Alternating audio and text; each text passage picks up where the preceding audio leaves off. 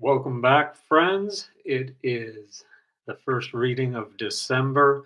We just had our first snowfall here in Pittsburgh, and I was tuning into the collective energy, and I would very much love to do a reading for you all.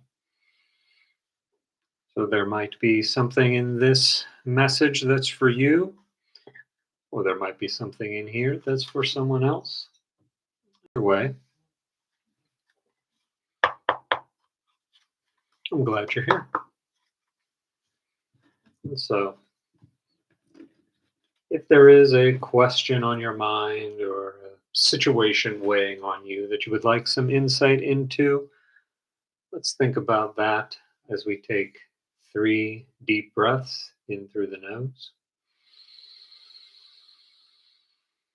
and out through the nose.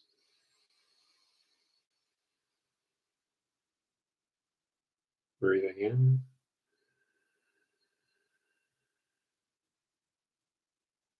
and breathing out.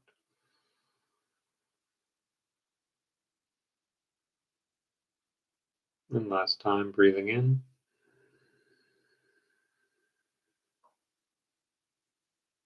and breathing out.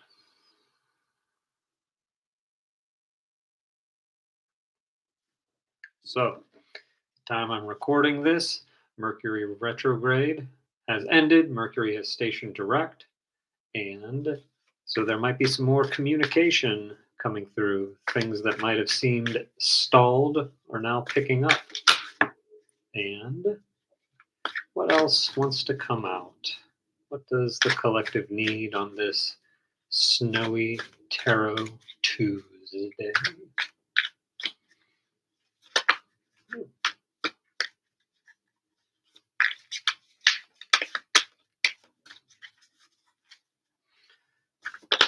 Oh, yes.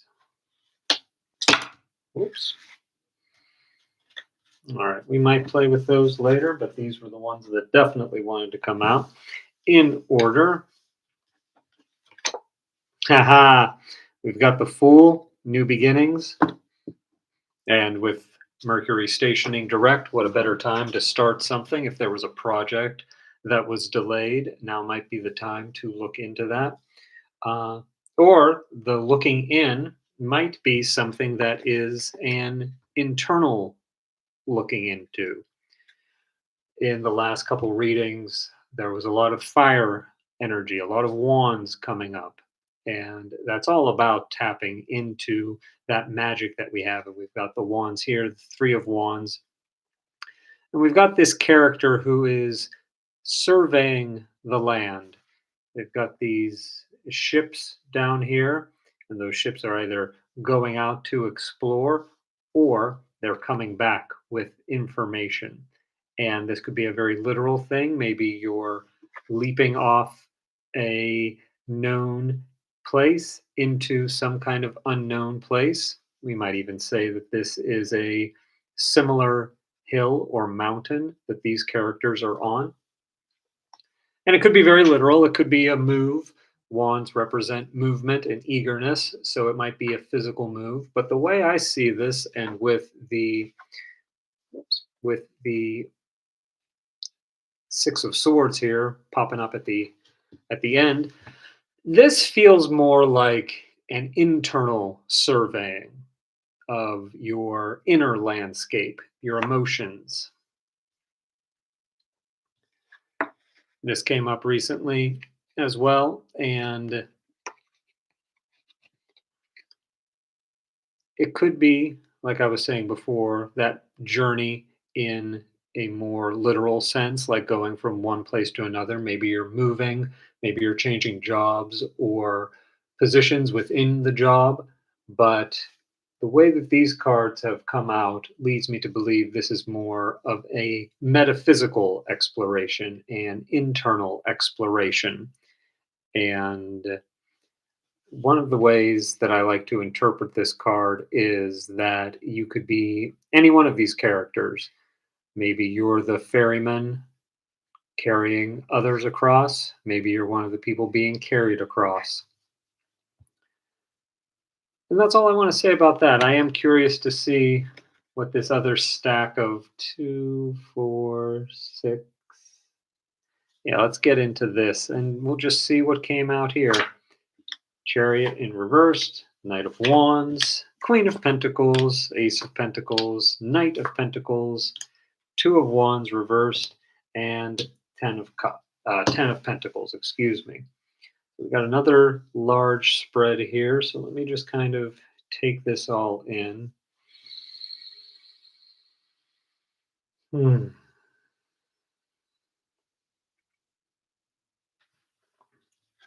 Again, we've got this idea of a journey, these pyramids with the Knight of Wands.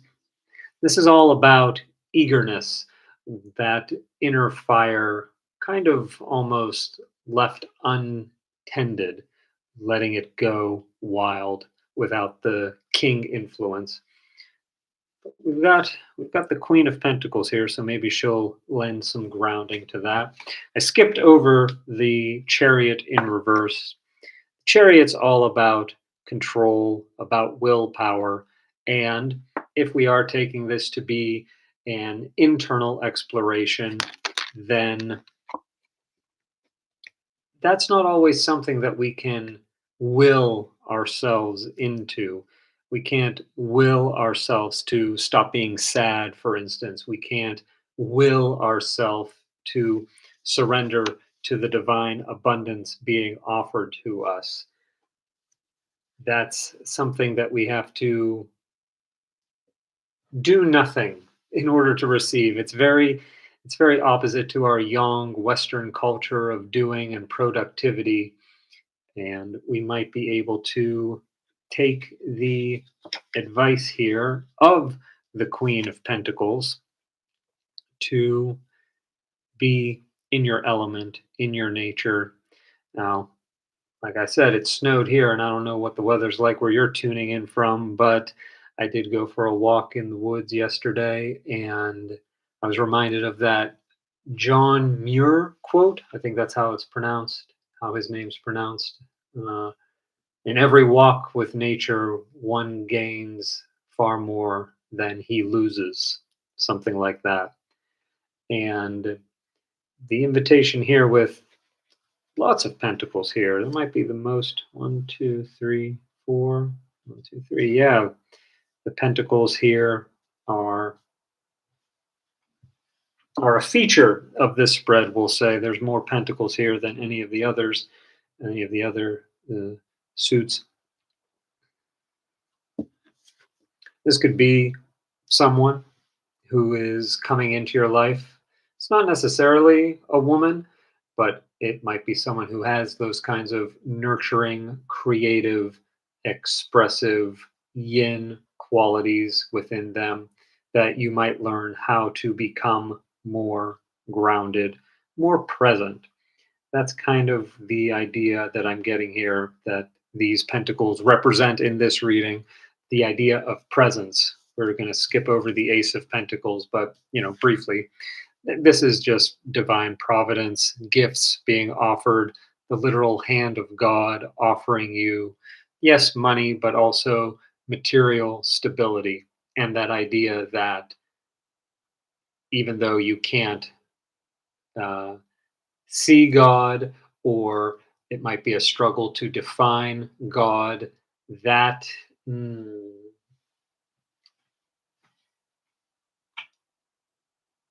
um, stuck on a word here, but that kind of ephemeralness that is associated with the divine is more stable, more real than this box you're watching this on. That wanted to come out for that. And going back to the idea of the pentacles representing the earth element, representing that groundedness, gives us the Knight of Pentacles.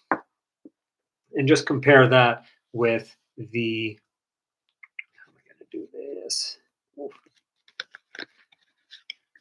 Compare that with the Knight of Wands, whereas the Knight of Wands is bucking and there is a wildness to it, indicative of the fire, motion, movement energy. Whereas with the Knight of Pentacles, this is a heaviness, this is a sturdiness, this is a horse that isn't moving. And this is really that invitation to sit and be with those feelings, whatever is coming up, whatever you're navigating, whatever you're navigating, and not trying to control them, just sitting there, witnessing them, offering them your presence. Two of Wands reversed. I'm going to show it right side up here. And it's that idea of duality, of the inner versus the outer, as above, so below. It was reversed though, so there is something blocking that uh, reflection. Maybe it is just the fact that you live in a Western society that doesn't make time for stillness, that doesn't encourage going within. I'm going to flip this back up so that we can look at the globe that the character is holding. Now they're surveying their land, similar, a different way, similar to this guy, but different. Whereas the Three of Wands is out in nature, maybe out at the edges of their kingdom. The Two of Wands is clearly in some kind of structure, whether it's his castle or some kind of symbol of society, of that groundedness that comes from society. He is walled in a sense. And that's even more reinforced by the fact that he's holding the world instead of being a part of it, like the Three of Wands or even the Fool can be. It was reversed though, but there's that great saying, again, talking about God, naming the divine. It's like pointing to a globe and mistaking it for the world. Even if you handed a globe to a child, there would be very few children who would think you were actually handing them the world. They would understand, maybe internally, that you're giving them something to reference the bigger thing. You're offering them something that points to the whole. And the thing with tarot, with any kind of esoteric modalities, anything that is pointing to God is just a representation. And even saying God is in itself a representation.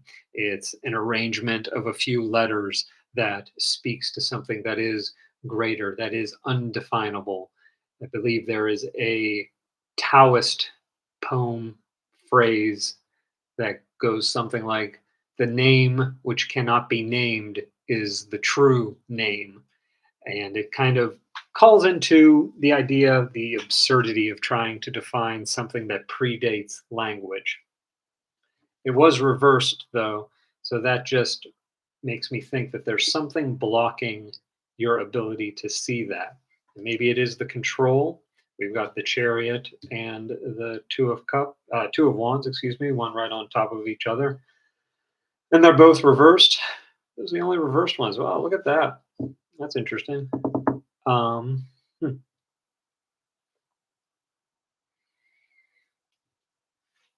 And that leaves us with the Ten of Pentacles. We've got the Tree of Life layout here. It's the only card in the Pamela Coleman Smith deck that shows that. And much like the Queen of Pentacles over here, um, we see this aged figure kind of surrounded by the uh, the lushness. It's almost as if his cloak is part of nature itself. And again, we've got that idea of, where is this? We've got this idea of society and someone on the outside of it. So that idea of duality represented by the Two of Wands.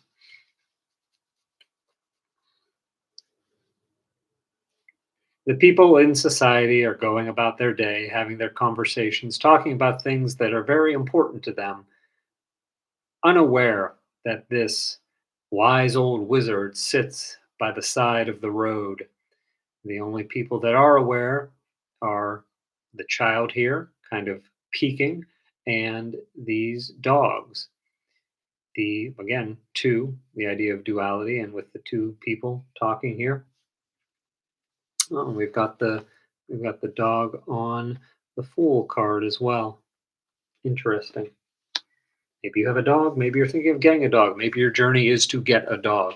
But speaking of this card specifically, we see the child as a representation of innocence, of being able to see beyond. And we've got the dogs here to represent that animal side, not in any kind of um, primal, aggressive kind of way, but in the way that there is no neocortex. There's no thinking and getting bogged down with the thoughts here. Where are you going to go? I do apologize. I've got to figure out how to do this in a little better way.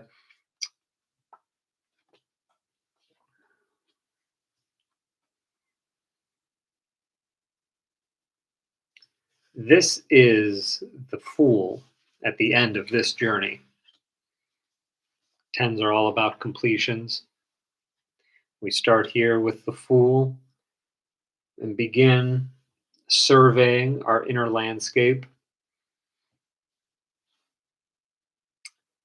And now I do think that this is more of the idea of you taking yourself on this journey into the unconscious, into the unknown, and facing the struggles of letting go of your willpower, letting go of your ego will, and surrendering it to maybe even your own inner magic,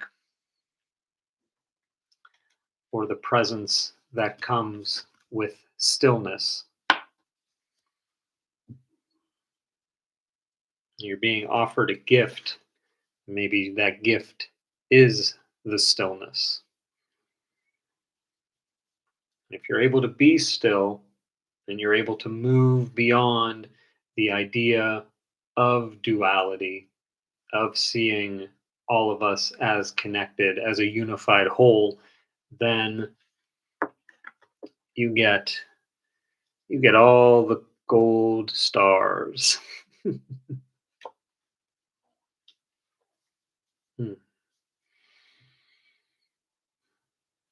I want to see if there is anything, any kind of symbol that you can look for. So what can the person who this reading is for, what can they look for? What can they see? Is there any kind of elemental impact? Is there anything else they need to know about this journey? Maybe just that. Is this an internal journey or is it an external journey? What else do we need to know for the people tuning in?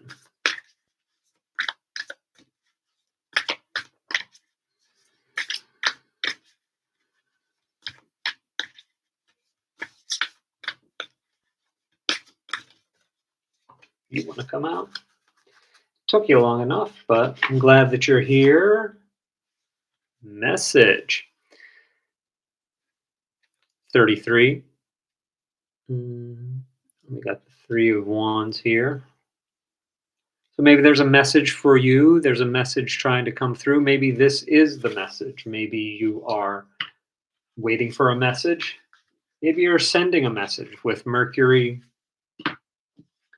With Mercury stationing direct, now is the time to send those messages. Now is the time to expect communication to go more smoothly if it hasn't been. I want to flip open this guidebook by uh, Marcella Kroll to see if there's anything else that we can learn from this. Yeah. A letter, text, email, vision, dream, conversation, music, or some other form of a message is coming regarding your current situation. Be open to receiving it. Meditate on this symbol to draw a message from your ancestors and guides to you at this time. And the symbol was the lunar moth. Moths symbolically are known for delivering messages, and the size of the moth can indicate the impact of the message. So be on the lookout for moths. My housemate brought in a woolly caterpillar the other day, and they will eventually turn into a specific kind of moth, a moth whose name I cannot remember now, but be on the lookout for messages. I feel like Gavin DeGraw had a song called Chariot. That might be something to look up. When I think of The Fool, I think of The Fool on the Hill by the Beatles, maybe shuffle Beatles tunes. There might be a message in there for you.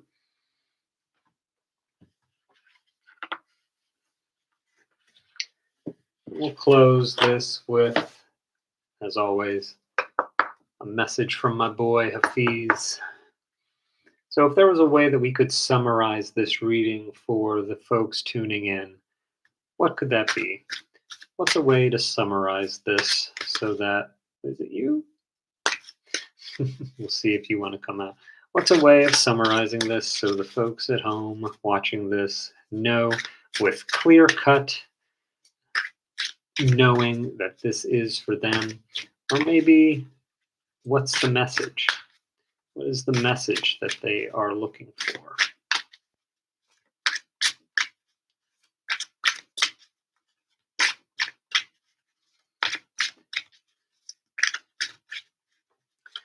And if you find value in this reading or you want to support my work, I think it's you. See if anything else wants to come out. If you want to support my work, you can always send a loving donation to Venmo or PayPal. I will leave those in the description. Okay.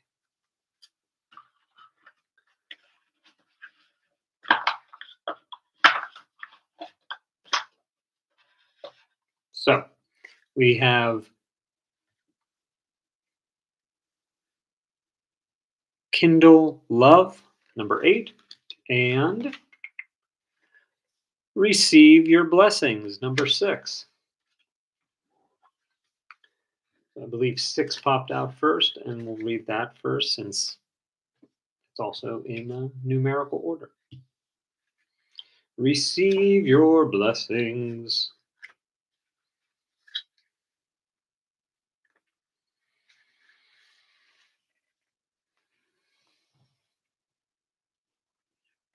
The desert knows the blessing of rain, like we, kindness. One of the hardest things to do is receive, but you're called to do just that. The same hands that open freely to give must also remain open for the receiving from others, from life, and from greater. Heal the discomfort that comes from receiving without strings.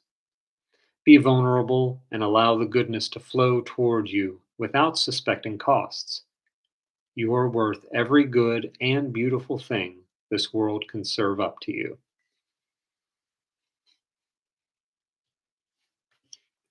And Kindle Love.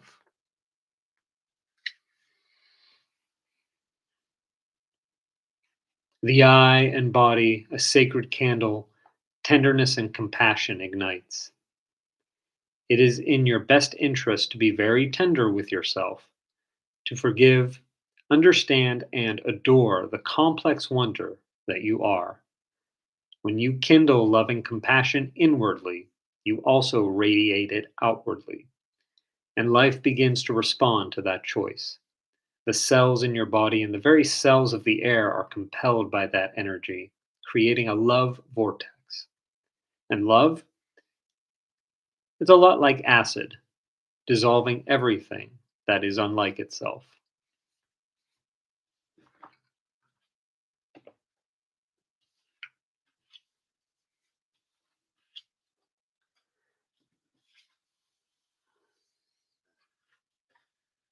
So that's the message. Kindle your love and receive your blessings. Embark on this journey of inner, inner expansion and exploration. Fear not the stillness, for it is in that stillness that we can receive those blessings.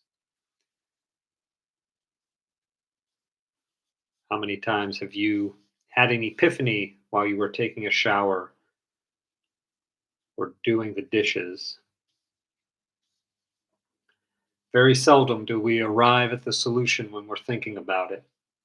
All that thinking, all that yang energy, all that illusion of doing, it muddles the waters, it delays the message. But the message is ready, the message is coming. And my message to you, friends, is to like, share, and subscribe, as they say on YouTube. And I wish you nothing but peace, love, and happiness from this day forward. And I will see you next Tuesday and Thursday.